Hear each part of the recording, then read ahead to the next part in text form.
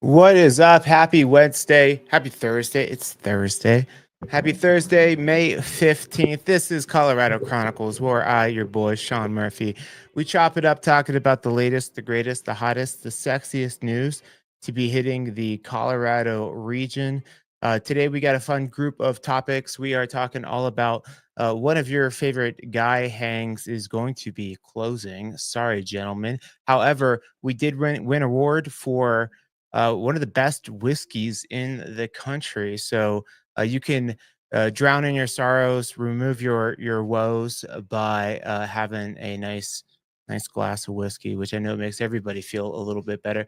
We're going to talk about how Denver is putting a pause on the new compost recycling regulations for apartment buildings, big parties, and businesses. They are slowing it down because those that are backing the movement say that the city is offering too many exemptions, that's not really doing the will of the people and what they voted for.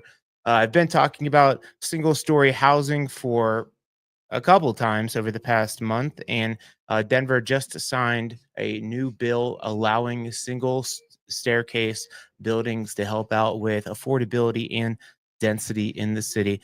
Before I jump into these topics, do me a favor. Let me know who's on here. Let me know where you are watching from. D'Artagnan, my dog, just walked back in the house, so I'm going to go shut the door. I'll be right back.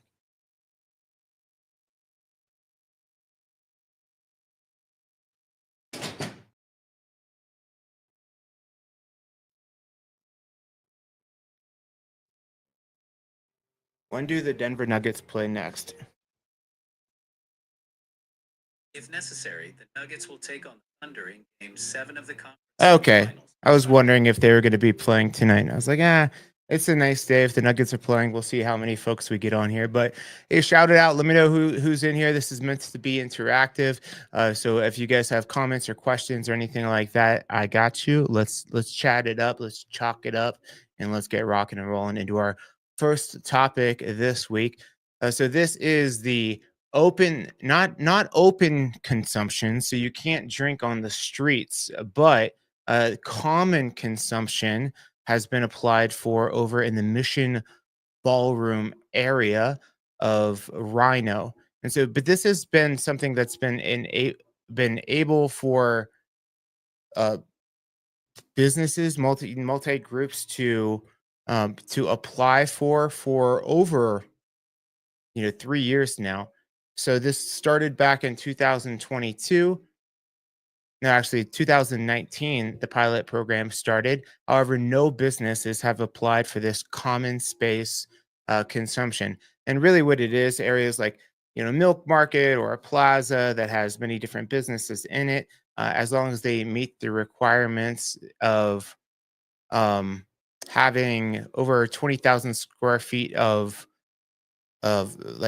business space and within a certain proximity to the other businesses, they can apply for this common consumption, which means you can go to Left Hand Brewery, go grab a beer before a show, and then take it over to the Mission Ballroom Plaza to sip and enjoy. Kind of interesting. This would be the area I think in Denver. Let me know your guys' thoughts. This is definitely the area of Denver that would see this happening. I just think that Mission Ballroom area right there, it seems really dark, and uh, I feel like visibility is hard to see because so many cars are parked on the road over there that it feels like a little bit dangerous because you know how drunk people be running across streets like idiots. So we already got the scooter problem over there. And so, people jaywalking and being drunk with their drinks might not be the best thing. So, but the district it can be no longer larger than 100 acres and must have at least 20,000 square feet of liquor license premises. So between the PA, is that what they're calling it, the promotional association, for those that apply, those are the criteria that you have to meet. This will be the first application since the program started in 2019. Businesses were citing that, hey, with COVID and inflation and extra cost of goods and staffing issues, like applying for this is the least of our problems. So in the 6 years since this has been going on, this is the first time that somebody has applied for this license. The city is hoping that by getting this one going and enacted, it will encourage other businesses around the city to help boost up the vibrancy of their area and to attract more people, especially as we head into those summer summer months. Nothing's greater than a beer on a patio, right? Or a margarita. We have hit margarita season. So uh, now the program is only slated to go one more year, and so at the end, the city might decide to discontinue the pilot, or they could extend. But anybody that gets their license in before the deadline, and if they get accepted, they're at least going to get that 1 year of having their common area license. So what the city is hoping to do, the people that are backing this, is saying that they hope this encourages other businesses to get involved. It's funny, places like Coop, and I love the name of this place, the Chubby Unicorn. I'm gonna have to go check out the Chubby Unicorn. So interested to seeing what happens with this. I think again, if you're going to be doing this in the city, Rhino is the area. Let me know what you guys think. Do you think that this is going to be a good area to bring to that area, or do you think it should be get a whole bunch of drunk people in their 20s roaming around? However, I will say they can't just walk on the streets, right? So it's not an open beverage. They do have to stay within the area, within the plaza, the areas that's designated. So interested to see how that plays out. We will stay on the topic of drinking, but we're gonna go to something to warm your heart and warm your body. I'm talking about some whiskey. There's Colorado's whiskey named America's Greatest and at an international spirits competition. I called this place right before I jumped on because I was like, I'm gonna butcher that name. It is Talnua. It's exactly how it's written there. So they specialize in pot whiskey. They earned top accolades at American Distilling Institute's annual contest. Look at those giant pot stills. That is some fancy construction. So this took place this past week. It's bourbon cast in Stave whiskey. Was awarded the highest marks in the category, earning the titles America's Greatest Whiskey. So that is not all of the winners for Colorado. We had a few more that got into there, but their spirit rose above all else across all different styles. And this was not just a little local Denver thing. There were there were over 700 applicants for the festival. Uh, Applicants, recipes, guess what you would call it.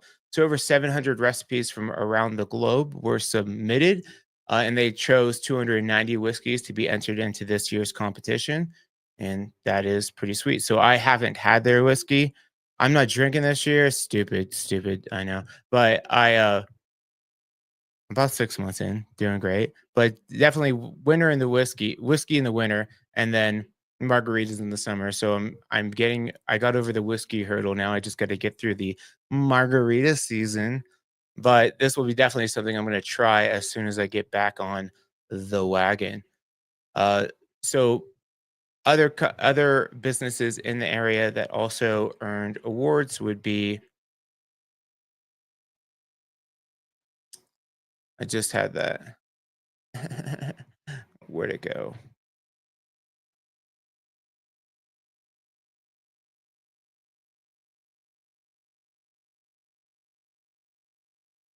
Oh, Stranahan's in Denver. Stranahan's is a great restaurant down there in like Denver Tech Center. So Stranahan's, Denver earned no, that's Shanahan's. That's a steakhouse. Stranahan's in Denver earned five medals total, including two gold, two double gold, two gold and one silver. Pullman's Distillery in Frisco brought home two bronze medals, and Littleton's Rocker Spirits collected two silvers, and Sedalia's Distillery gathered one silver and one bronze. So Cool. Definitely. Let me go. If you guys had that whiskey before, you know what's going on. What's up, Lena? Lena's mom from your couch in Texas. What part of Texas? I was talking to a whole bunch of people from Texas, actually, 3 different Texans about moving up here today, which is wild. One old, one new, and you. So welcome to the channel. Thanks for jumping on.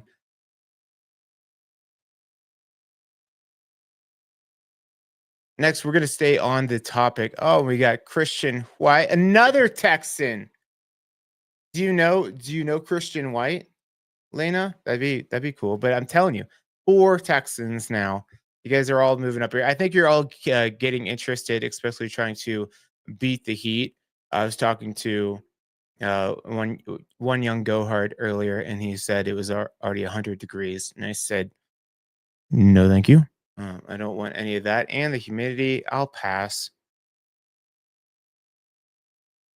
Cool, but let's get into our next topic. Staying on the topic of booze, Christian White he got all perked up on this live stream in the hot tub right now, having champagne or something, I'm sure.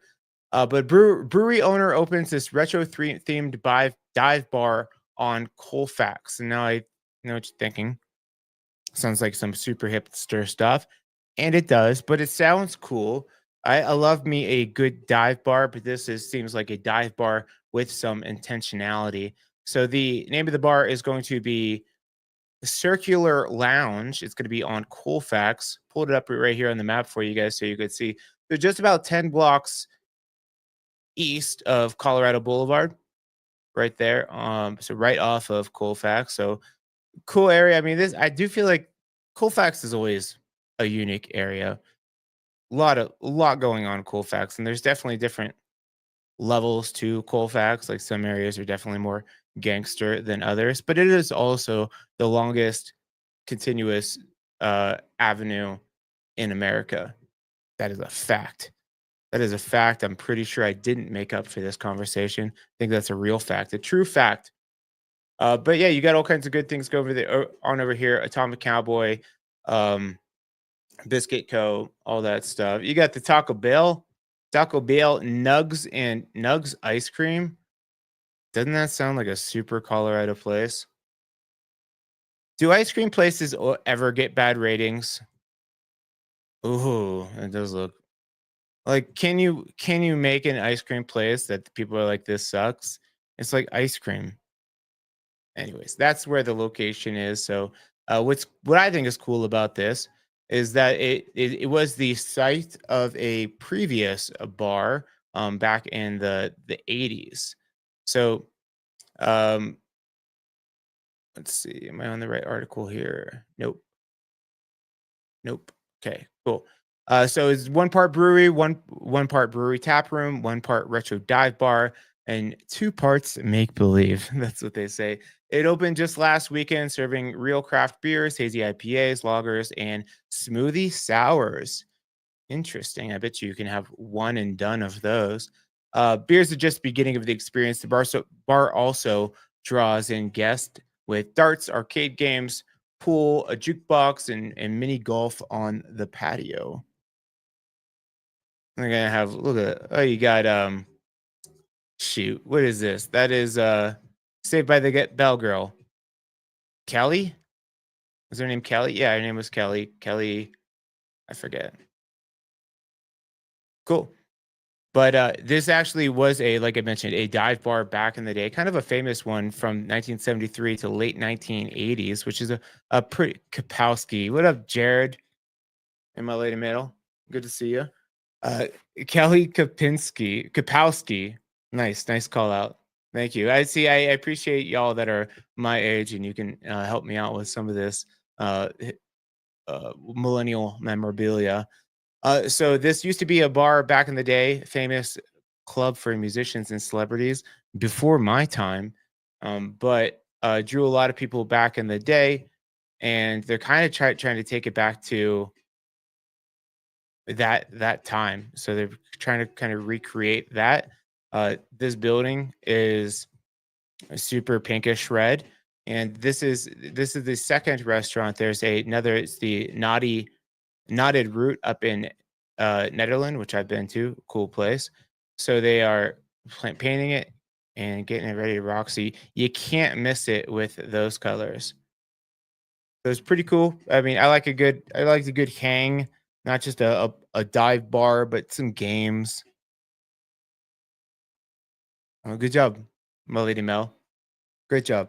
Um, Not my lady, Jared's lady, but our lady. Um, I'm done.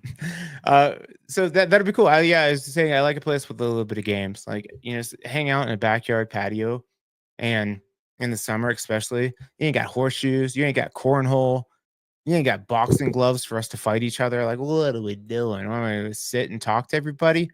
I mean, I will. Hopefully, there's a dog there, but so I like a spot like this that has games and fun things to do so you could whoop up on people, take your friends down a notch. You know what I'm saying? Next up, we're talking about trash. And I'm not talking about dive bars, I'm talking about actual trash people. This is Denver's Waste No More ordinance. And it's being slowed down. And that the most Colorado girl you've seen?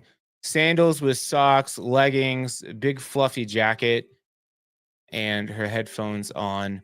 No situational awareness, just ready to get got. This picture was from 2022. Hopefully, she's okay. But so this is 2.5 years after a vast majority, 71% of voters approved the initiative requiring apartment buildings and restaurants to recycle more of their compost and waste. And so that's a great thing. They put it into place. However, a lot of people get a lot of great ideas, and then it's like, okay, like the logistics of actually enforcing this and helping. You can't just say every business has to compost and then not put in infrastructure to help them remove the waste and have somebody to pick up. So Denver currently does offer a compost service like trash pickup, but only for single family residential, and I think buildings under 8 units. So the requirements for this have technically been in place since November 2022 election, but city officials have been working on formally implementing it between now and then. And now the recommended changes have been getting pushback from the activists saying there are so many exceptions. This isn't what the Denver voters want. Uh, Ian Tafoya, who's the campaign director for the Denver initiative, says Denver wants action now, not delays, and they're not upholding the intent of the vote. So, under the new recommendation, city rules enforcement, um, they would require. Well, I lost my spot here.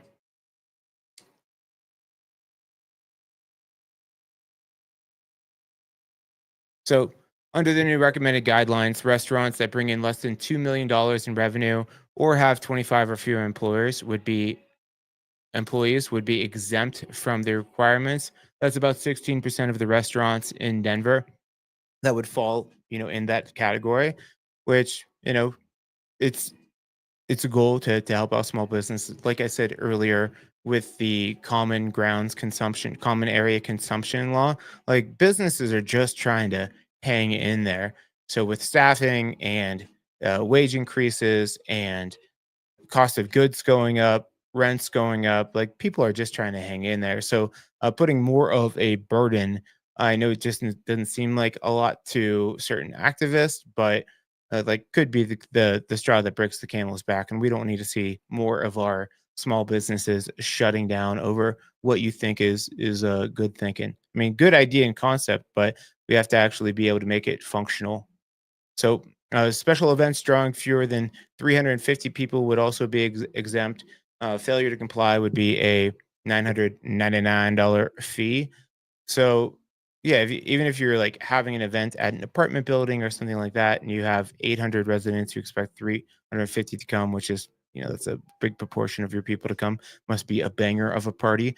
But those um, those folks would still have to set up a formal like program or structure to be able to, you know, appease this regulation. So again, I always have a problem with people just saying like it's the equivalent to me when I used to work in tech, telling the like the engineer, like the code writer, I guess you'd call them the engineers.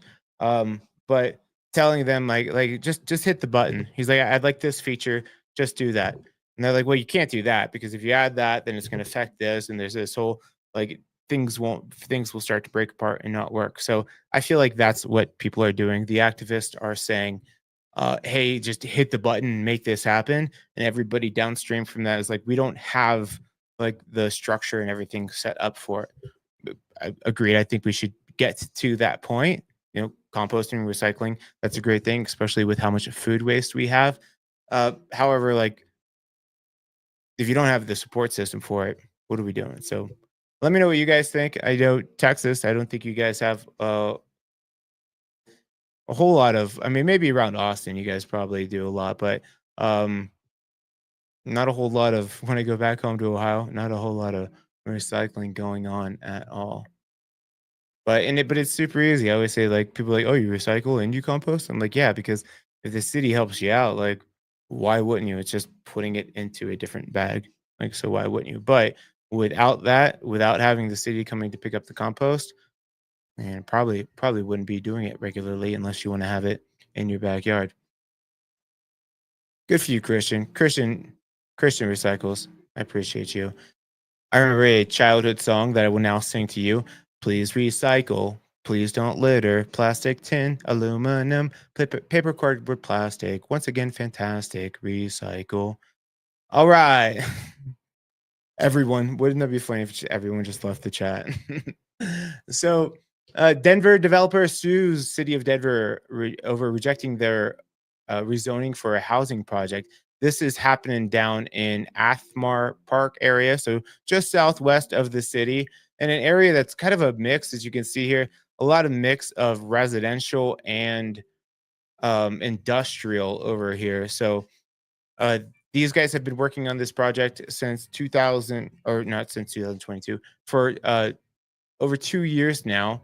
So this is coming from Red Tea Homes, a longtime landowner of that property for over 30 years. They lived in the area and they had been working on this for 20 months, they say, and they only had a 3-minute opportunity to present, and they feel super slighted by the city. So this is a 28,000-foot lot, largely vacant, and owned by a trace trust of the Madrids who've lived there for 30 years, like I mentioned.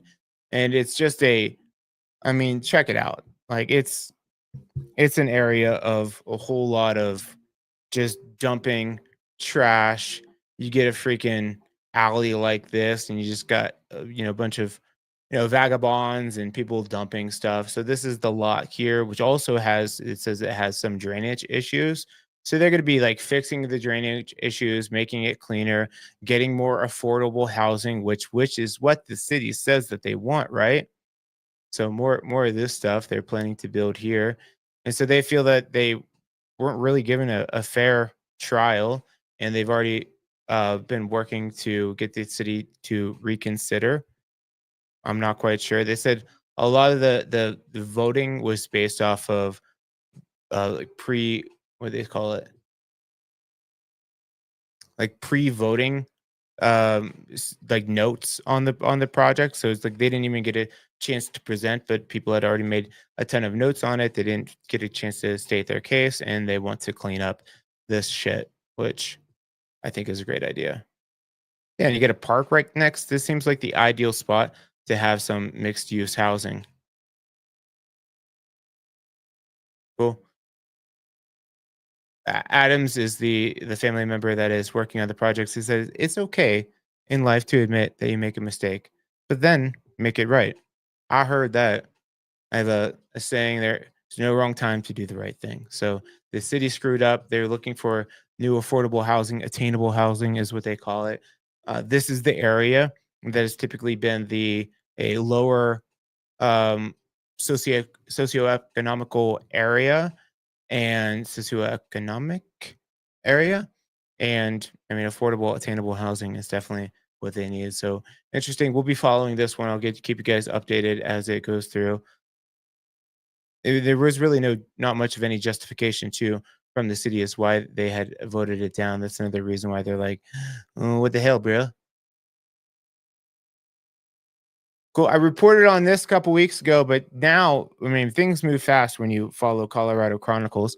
By the way, we do this every Thursday, 6:30, every first 3 Thursdays of the month, and I take the last Thursday of the month off. But every Thursday, 6:30. So if you guys like staying up to date on happenings in Colorado on this channel, definitely do me a favor, hit the like button on the video already if you haven't, and then submit questions that you have to me. If you're watching the replay, you could reach out to me a couple of ways. moxiepropertygroup.com is my website. Email address sean.murphy@moxiepropertygroup.com, and you could also hit me up and track my daily happenings on Instagram at Rocky Mountain Murph PH. Cool. Let's get into our next topic here. What kind of whiskey? I'll go back to that article for you here. So it was their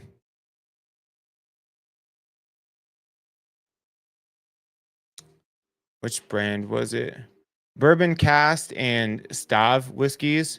They're awarded the highest marks, earning the titles of America's greatest whiskey. So go get you some, because every time stuff like that, or Buffalo Trace was another one that was hard to get for a while when everybody caught wind of it. So order it up. I'll probably go get a bottle, even though I'm not drinking right now, and just save it.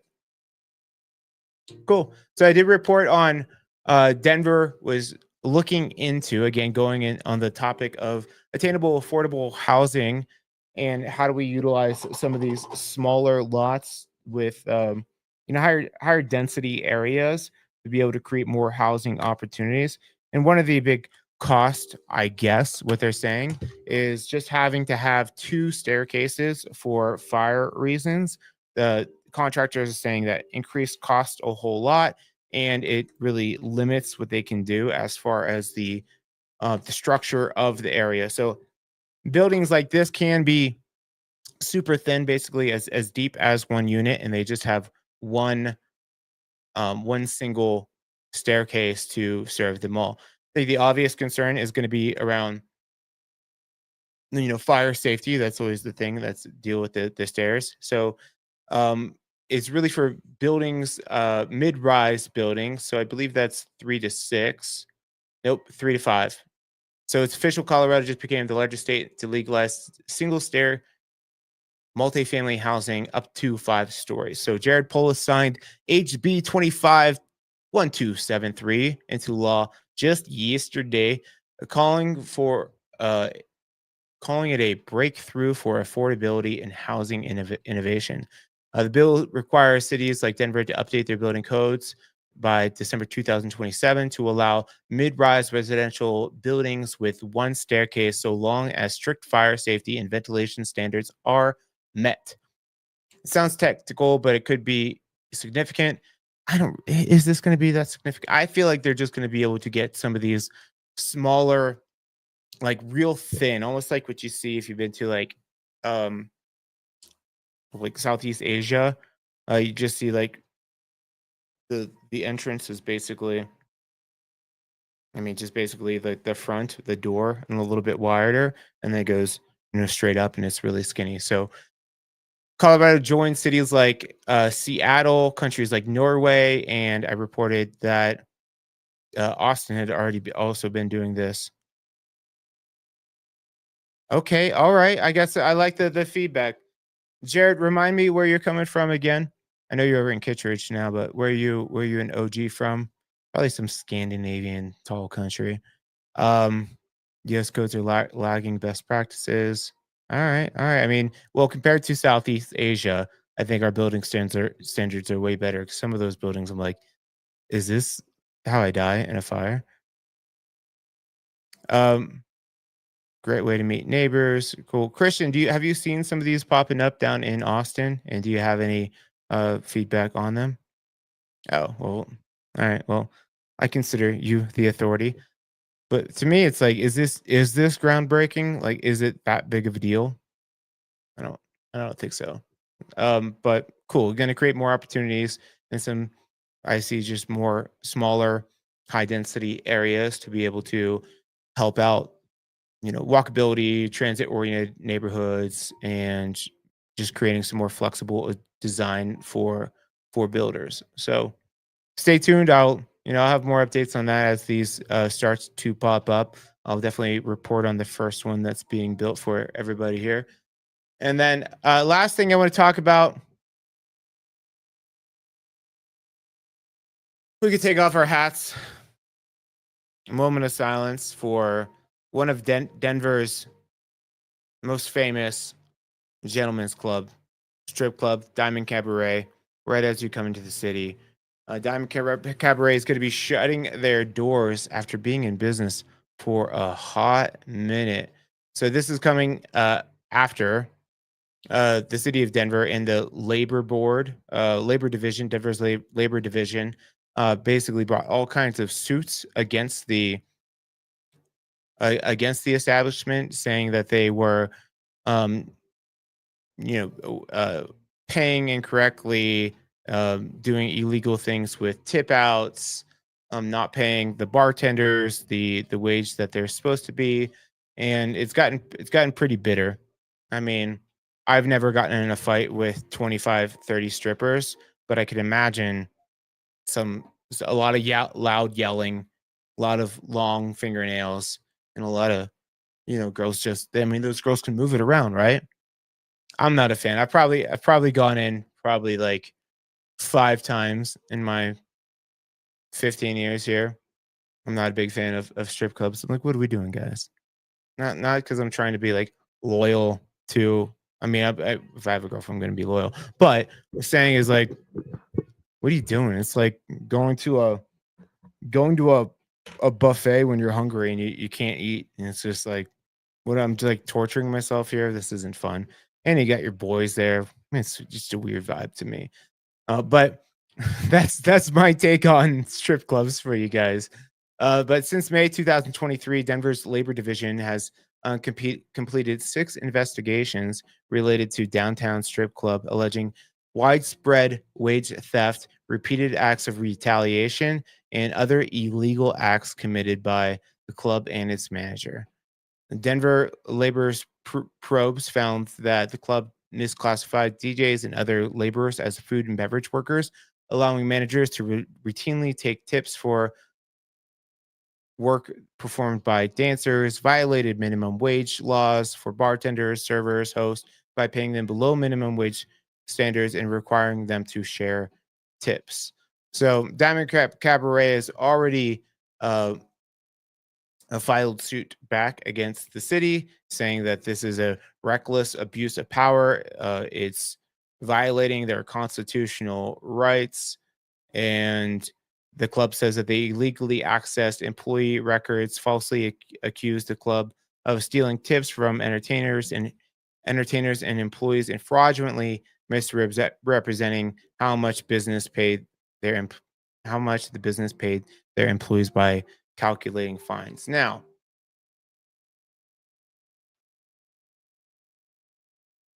I think tread lightly here. It's like, did you want to burn it down, ladies? Is that what's going on? We wanted to burn the whole thing down instead of trying to get things corrected. I guess they brought suit, and I guess just like the city shut them down. But it's like, all right, well, and now everybody's jobless, uh, which is, I guess, fine for the ladies because you could just go on Instagram and shake your butt, creating an OnlyFans account. But what are we doing? So that's what I have for you guys. I got a couple good videos coming up for you regarding property insurance with fire risk, fire mitigation. Not only really insurance in general, not just fire mitigation, but down in the Front Range, definitely get a lot of hail. So like roofing insurance insurance premiums are going up for roofing reasons, like having to do all these replacements. Most roofs in Denver don't last their full term, which is typically like 25 to 30 years for a 35 dimensional year shingle, because they, at some point they're going to get blasted by hail. So got videos coming out for that. Definitely check back on with me. I'll be here one more week this month. See you guys next Thursday.